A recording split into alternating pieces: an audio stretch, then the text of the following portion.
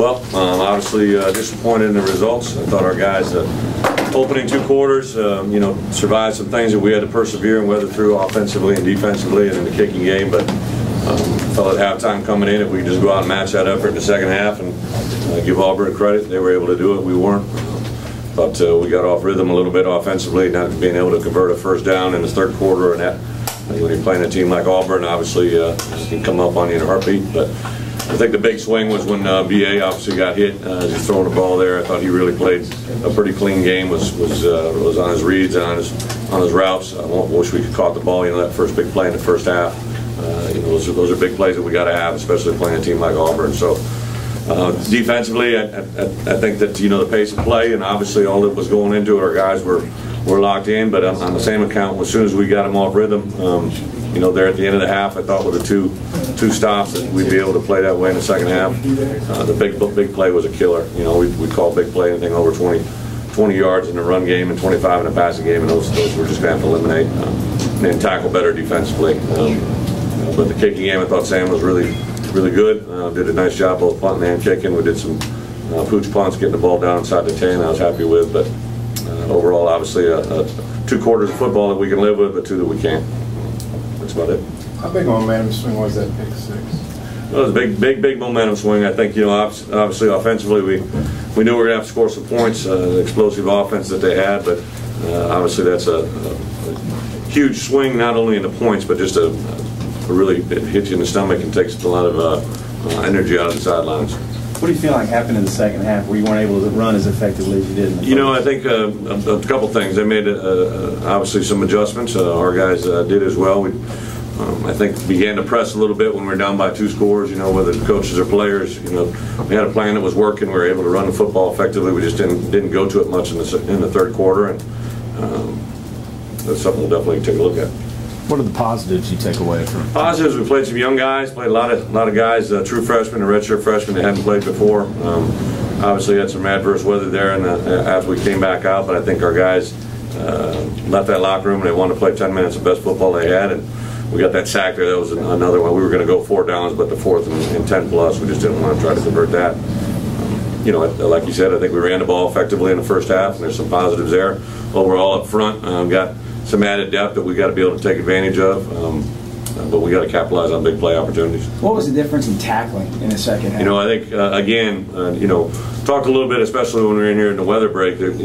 Such an emphasis on ball disruption. I think there's a lot of guys that we should have been solidifying the tackle a little bit more rather than trying to strip the ball out. We got some balls out and all that jazz, but too many yards after contact overall. Give credit to Auburn, but obviously something we'll work on a great deal. How do you think Brandon played overall, especially considering how his week started? I haven't seen his numbers, but I thought he was engaged in the game. I thought he came out, just overall preparation this week. There wasn't any noticeable, difference in anything.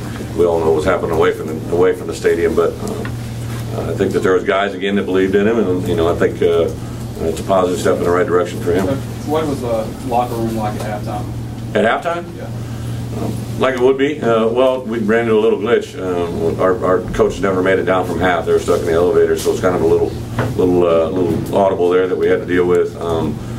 So had to get that connection worked out. But I think the great thing was, the kids had big eyes, they had ears. They were locked into it and what was going on, and took the field. I think again offensively, when we just weren't able to get in rhythm, create a first down in the early third quarter and mid-third quarter, that was a big part of it. With them not being able to make it down, did that cause any problems or anything? It is what it is. We just had to roll with the flow.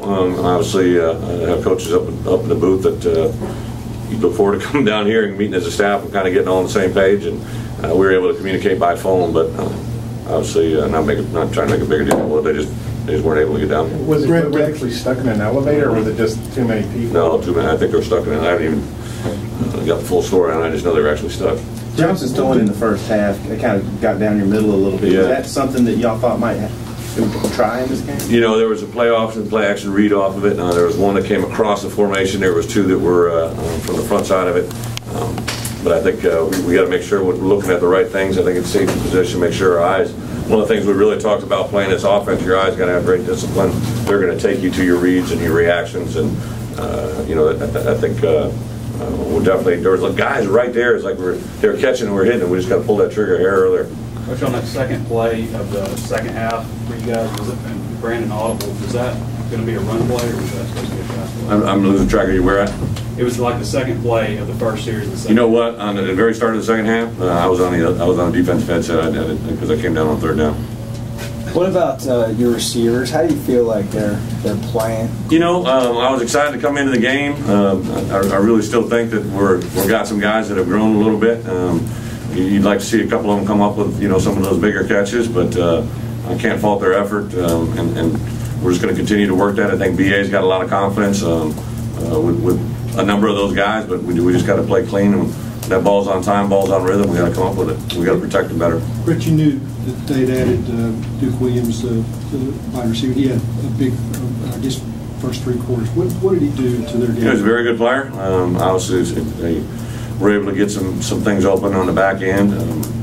But yeah, again, I think our guys, the speed of the game and just the pure reading and keys and reaction, it looked like we were a little bit slow in pass defense at times.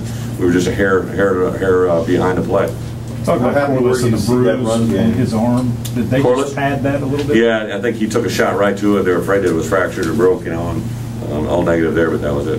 How happy were you to see that run game working so well in the first half? The holes were huge. Yeah, I think we should be able to run the football. We should be able to run it with some authority. We got a number of tailbacks that I think can change the game, and we just got to be able to stick to our plan in that regards and hit some play action passes off of it. But we need it in the third and fourth quarter just as much as we needed in that first half. Did they change something? Did they change their front a little bit? There was some modifications even in the second quarter, going into that third quarter that we knew that they'd gone to. I think that in particular with the rhythm we got off, I think when that pass and that interception, we felt we started pressing a little bit. I think the players felt it too, and you just got to kind of calm down and relax and let them know that 2-point score or 2-score game is totally within reach with us. How did your game plan change when Nick Marshall came into the game for Jeremy? Happy for him, he got to play. Is that what it sort of feels like when it's going well for you, the way you played? I'm not saying you played a perfect first half. No, I think in particular, one of the reasons you play the type of offense we play is monopolize the clock and be able to move the ball down the field and keep their offense on the sidelines, but also it's a little bit of frustration. I've seen it work, and for a half. We're doing some things that were very, very well, but we got to be able to hold up in all three phases: offense, defense, special teams. What's your message to the team moving forward after the positives you mentioned? I think the big thing for us is I think we stayed relatively healthy. I don't know if I haven't gotten the injury report yet, but I think we played through some pain. Some guys were banged up out there, but on the same account, there are some positives that we got to take. We can't let Auburn get us twice. Obviously, we got to take this weekend. They obviously, because of the holiday, don't have school on Monday, so it's a little bit different schedule for them overall, but get ourselves into a normal game week preparation. We can't let one game define us or define our season. We got an opportunity to bounce back here against Nicholls State, and obviously the rest of the season. You said you were going to play a lot of offense. It was like Sebastian played. I didn't see. Sebastian played. I think he was in on our first 2 scoring drives. Cameron Jefferson popped in there. Really, with the conditions the way they were in that second half, when we came back from a weather delay, and just didn't want to break Frank into that specific scenario. And then I think Brian Wallace, in particular, where he's at, especially Cam can play tackle. You like the idea of Brian Wallace playing, but you really like the idea of what he's going to be in 2 years. So I think we played as many as maybe 6 or 7 true freshmen on defense. I know Randy Ramsey played. I know Dwayne Eugene played. I know Bijan played. I know Josh Liddell played. Andre Tolliver. And on offense, I know Kendrick played. I don't know if JoJo did. And then a number of redshirt freshmen played as well. Conditioning-wise, how do you feel like they were out there? Well, obviously, when their offense is able to score a big play, their whole premise is to get back on the line of scrimmage and play. But I didn't see anything from our guys being out of condition or out of effect. But I think our guys overall handled the pace, and it was muggy out there. It was really hot in that first half. So overall, happy with that. Last one. Okay, thank you guys.